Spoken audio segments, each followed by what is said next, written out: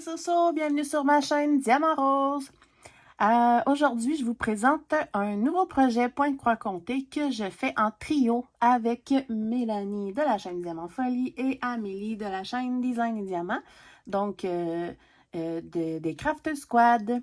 Donc, on a décidé de faire un point de croix comté en... je sais pas comment dire, c'est comme style géométrique mélangé avec style boho qui appelle. Et ce qui est vraiment le fun, c'est qu'on les a achetés sur Etsy, les PDF, là, les patrons. Et on a tous pris chacun un modèle de couleur différent pour voir nos avancées et tout. C'est un assez grand projet, donc ça va être sur un très long terme. Et on ne se donne pas vraiment de temps limite. Donc, ce qu'on va faire, c'est qu'on va dire, bon, mais on commence toute telle section. Quand les trois ont fini la section, on se donne le go pour commencer la prochaine section. Donc, je vais vous montrer le mien. Évidemment, vous ne serez pas surpris des couleurs que j'ai choisies. Donc, voici le projet Ottoman qui appelle, qui est un projet de style boho. Qui, à la base, n'est pas du tout le style de projet qu'on faisait. Puis, on a eu envie d'essayer ça. Là, j'ai des petits reflets de lumière, mais bon, voilà. Alors, on a eu envie d'essayer ce joli projet. Moi, évidemment, j'ai été attirée par les couleurs. Puis, mes amis ont des couleurs différentes. Donc, normalement, vous devriez voir une première avancée dans le prochain TechWhip, donc de TechWhip du mois de mars. Et on va commencer par en haut à gauche ici. Donc, on va commencer, comme vous pouvez voir, là, un carré. Mais un carré comme ça n'a peut-être pas l'air, mais c'est vraiment grand, là. Ce carré-là inclut beaucoup de petits carrés. Je vais vous montrer la toile. Je l'ai découpée. J'ai pas préparé vraiment, mais je l'ai découpée. J'aime vraiment les mélanges de couleurs. Orange et mauve et rose et bleu, c'est super joli. En fait, j'ai sorti les fils. Je l'ai mis dans une de mes nouvelles pochettes, mais les grandes, là, les plus grandes, parce que la toile est quand même assez grande. Donc, c'est une... Je sais plus c'est quoi la grandeur que j'ai découpée. Oh boy, vous voyez même pas. Je vais la mesurer. C'est sûr qu'il faut calculer que j'ai des barres supplémentaires. Mais elle fait 65 par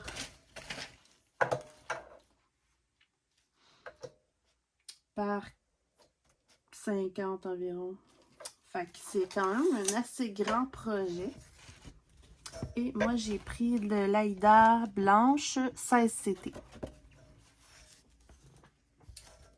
Donc, ça, c'est la fameuse toile. Et j'ai préparé les fils. En fait, non, j'ai sorti les couleurs, mais je ne les ai pas préparées. Je vais vous montrer. J'ai même sorti la petite plaquette.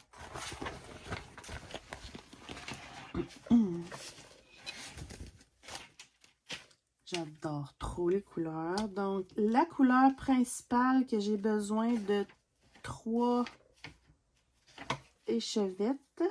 Donc, c'est le 9,39. Ensuite, j'ai dans les bleus, j'ai du 7,97. J'ai 7,98 et 38,40. Ça, c'est les bleus. Après ça, j'ai le beau 5,50 et 5,52. Déjà là, c'est magnifique. Ensuite, j'ai du 606, 600, 602 et j'ai du orange 7,40. Et voilà ce que ça donne. J'aime trop le mélange de couleurs. Je pense que je vais adorer ça. Ouais. Le pire, c'est que je regarde le modèle, puis je trouve pas qu'il y a si tant de 9,39, mais Je crois que c'est parce que dans chaque case, il y a des petites sections. Mais vite comme ça, j'aurais été portée à dire qu'il y a plus de orange. C'est drôle, hein? J'espère que je me suis pas trompée. Mais bon, c'est pas grave, là. Donc ça, c'est mes couleurs que je vais pouvoir mettre sur ma plaquette. Et pour des projets comme ça en point compté, j'ai inscrit vraiment le numéro de la couleur BMC. Là-dessus.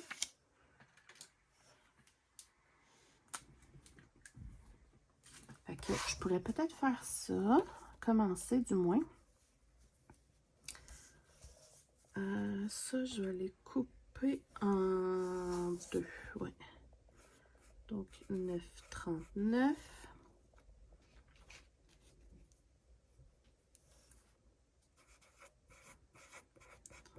40.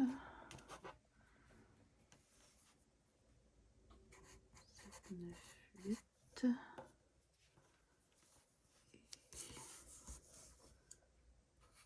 7, 9, 7. Vous allez comprendre après.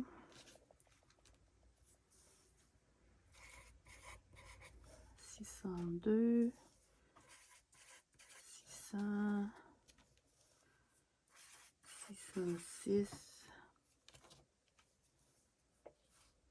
740.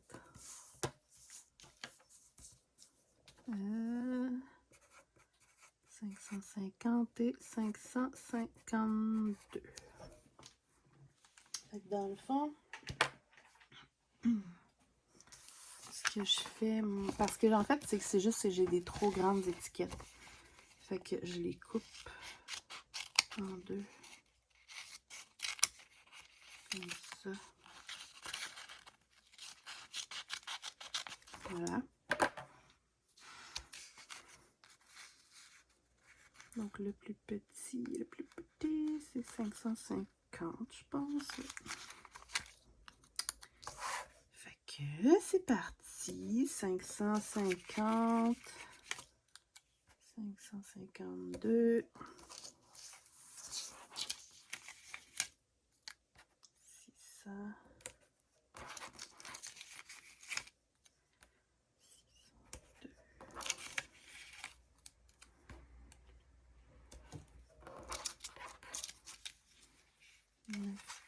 740. Ouais. Fait que j'aime vraiment beaucoup l'idée. J'aime le fait qu'on le fasse en trio, sans pression non plus, tu sais. Parce que, vous le savez, là, on a des tonnes de projets.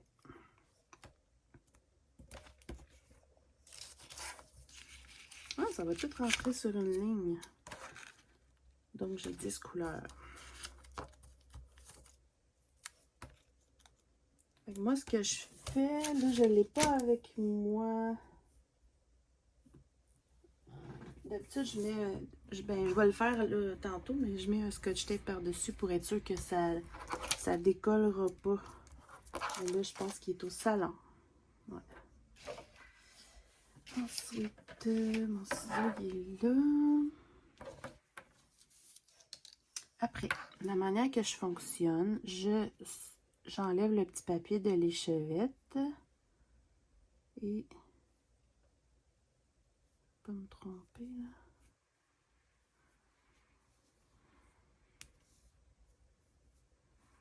Attendez.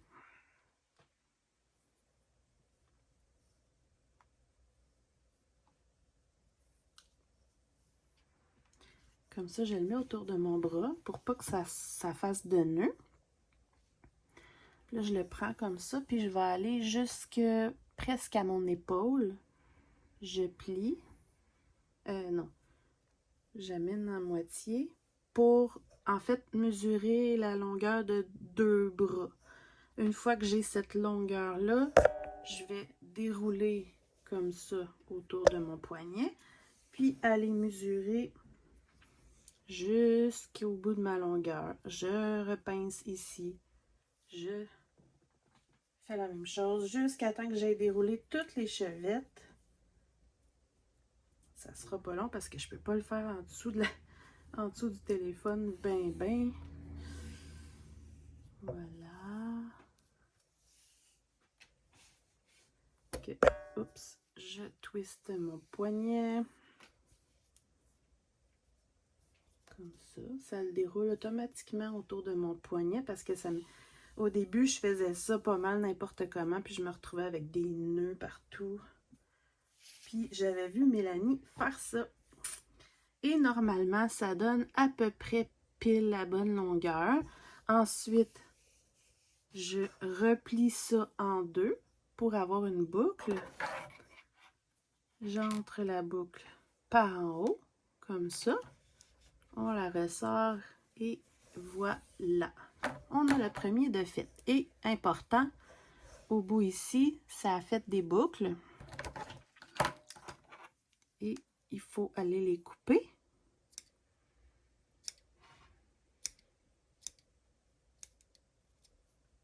Et voilà, donc ils sont prêts.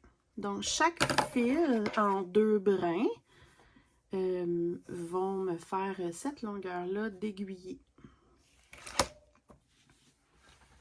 Fait que je vais pas le faire au complet devant vous parce que ça va être long, mais je voulais vous montrer des petits trucs comme ça parce que comme j'ai dit, avant, je le faisais un peu n'importe comment, puis je me retrouvais avec plein de nœuds.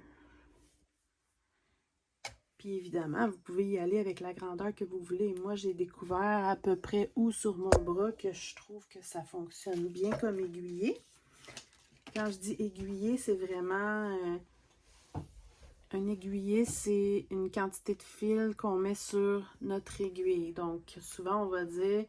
Il y en a qui vont dire, admettons, bon, ben j'ai décidé aujourd'hui de broder sur telle toile 3 aiguillés. Donc, ils vont aller faire 3 longueurs de fil sur leur toile. C'est le fun de connaître aussi le vocabulaire du point de croix. Français, du moins. Puis, d'ailleurs, parlant de vocabulaire, j'ai appris aujourd'hui même... Amélie nous expliquait c'était quoi l'expression Pénélope. Pénélope? Ouais, c'est ça. Pénélopée ou Pénélope. En fait, ça vient de... C'est-tu la Grèce antique ou... Je sais plus, au pire, je vais vous l'écrire. Puis, c'est comme une vieille histoire. Puis, elle s'appelait Pénélope, qui était mariée à Ulysse, je crois. Puis, qui était parti à la guerre. Puis, vu qu'il revenait pas et tout, ben, les gens voulaient se remarier. Ils voulaient la remarier, en fait. Mais elle voulait attendre Ulysse.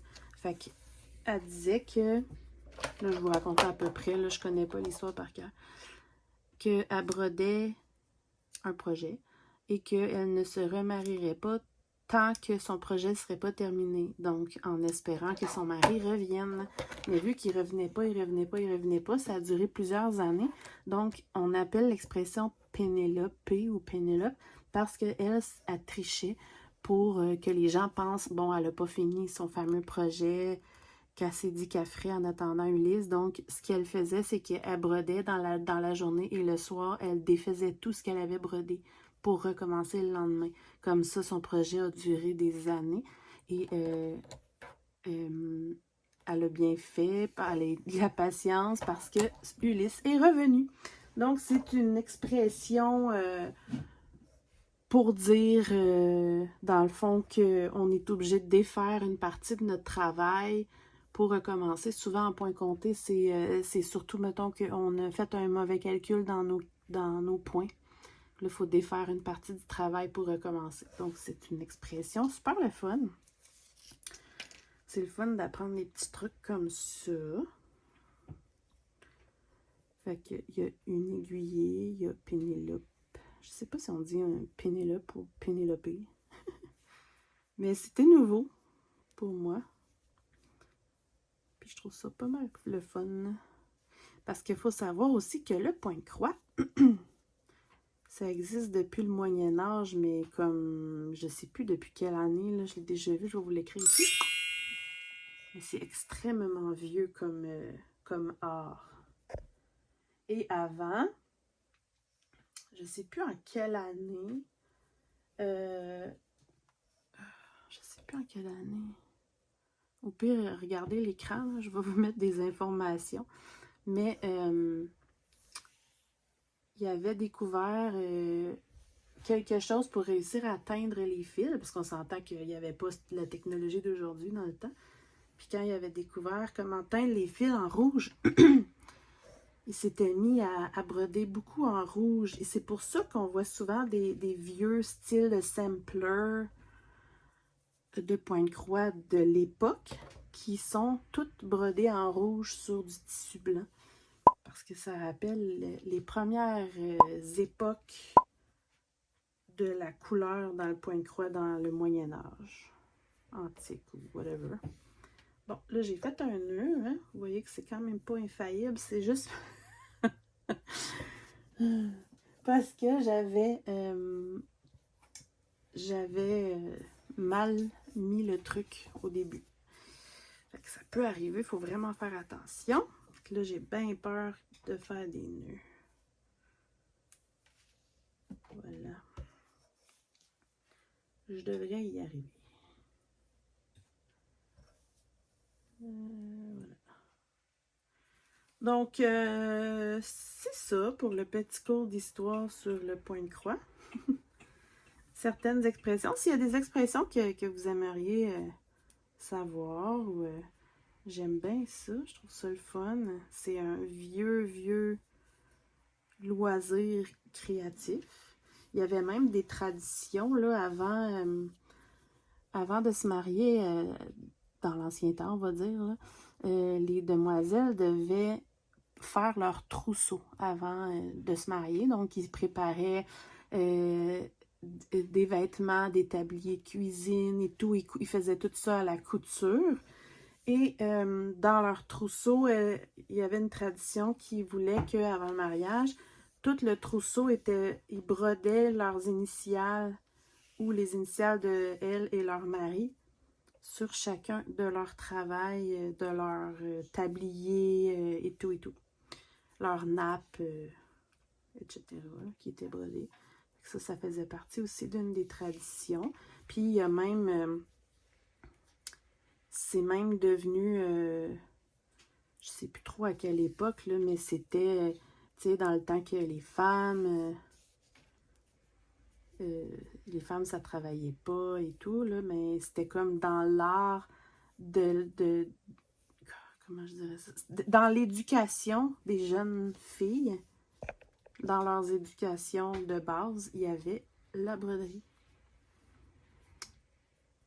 C'était comme toutes les jeunes demoiselles brodaient. D'ailleurs, je suis en train de l'apprendre à ma fille. Puis vous le savez, là, si vous me suivez, là, ma fille qui a 10 ans, Magali, et elle avait déjà essayé il y a quelques temps, je pense l'année passée. Non.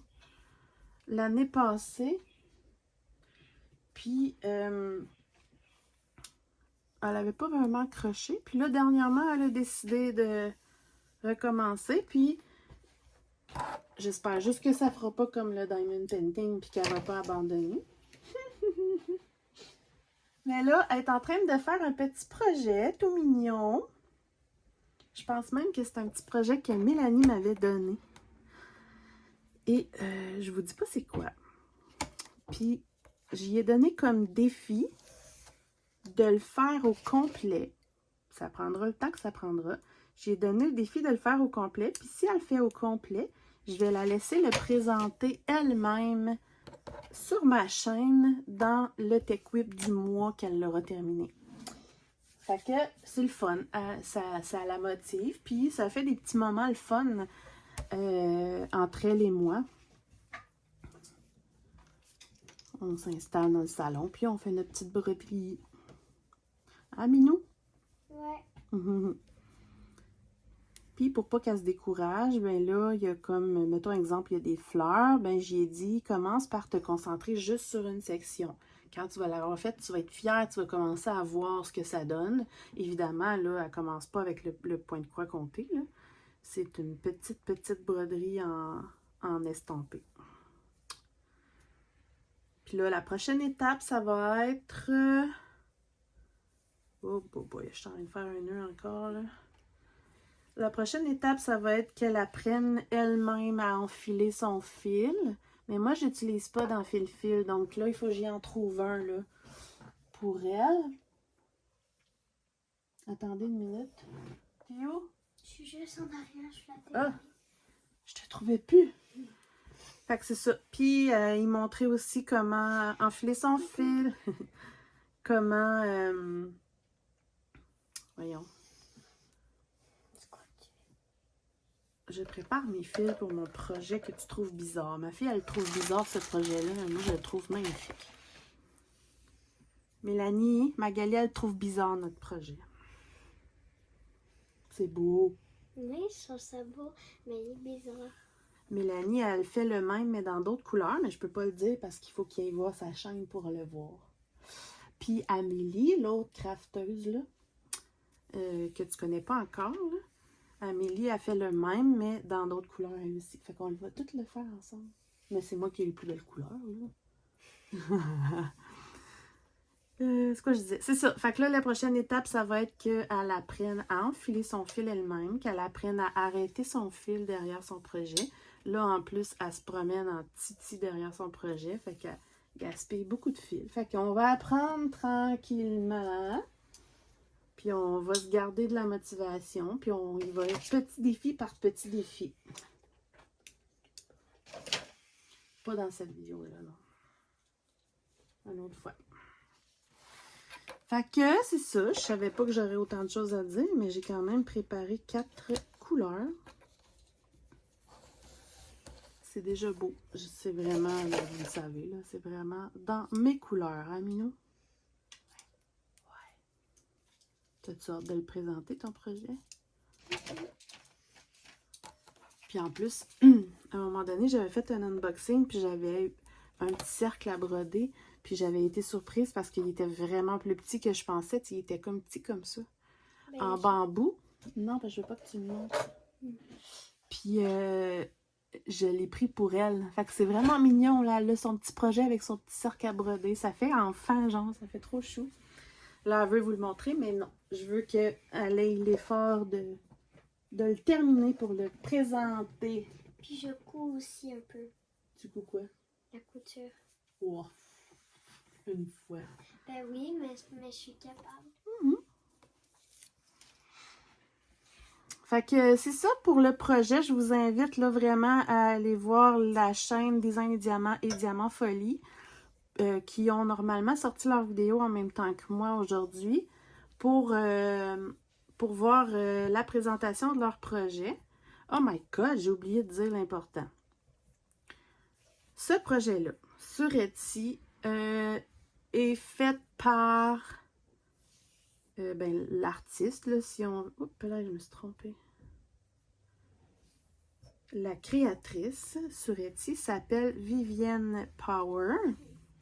Elle vient du Royaume-Uni, plus précisément Birmingham. Donc, elle répond en anglais, mais elle est hyper gentille. J'avais dû communiquer avec elle pour une petite question. Puis, elle a répondu très rapidement. Elle m'a même donné un pourcentage de rabais pour me remercier pour ma prochaine commande. Et, en plus, on lui a parlé de notre projet de le faire en 3 couleurs.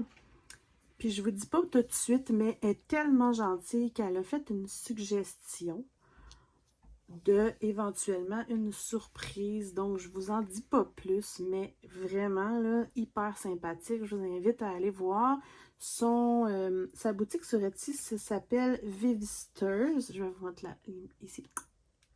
Vivsters, donc Vive pour Vivienne. Oups.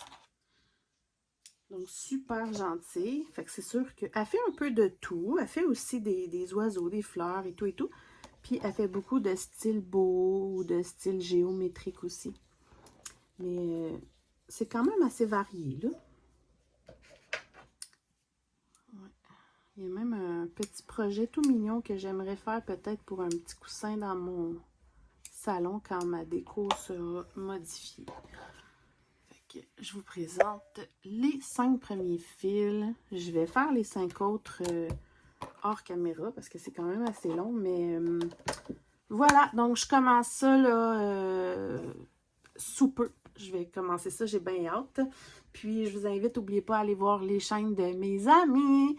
Donc on se retrouve bientôt pour plein d'autres vidéos. Bye bye!